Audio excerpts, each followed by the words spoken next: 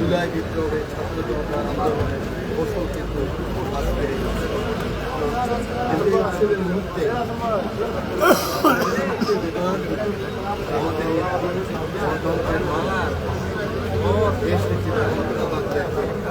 গত 30 তারিখে আমরা এই শেখকে শক্তিতে রূপান্তরিত আমার নেতা তারেক রহমানের যে আগামী বাংলাদেশের দেশ মানবিক বাংলাদেশের দেশ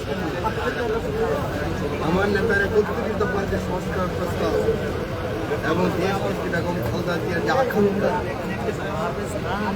স্বৈরাচার কৃষিবাস এবং জাতীয়তাবাদের পক্ষে ওনার যে দীর্ঘ আন্দোলন সংগ্রামের আগামী ফসলের যে অপেক্ষায় ছিলেন আজকে আমরা শপথ গ্রহণ করব। এখানে উপস্থিত আছেন আমার নেতা লক্ষ্মীপুর জেলা বিএনপির আহ্বায়ক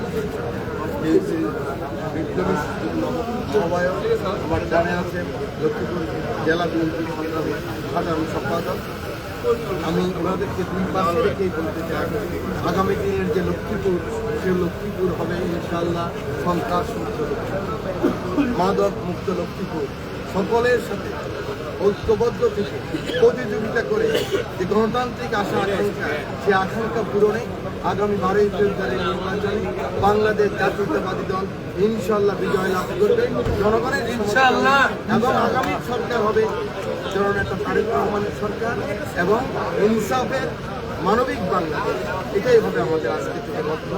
নেতা কর্মীদেরকেও আমি আহ্বান জানাচ্ছি আপনাদের থ্যাংক ইউ।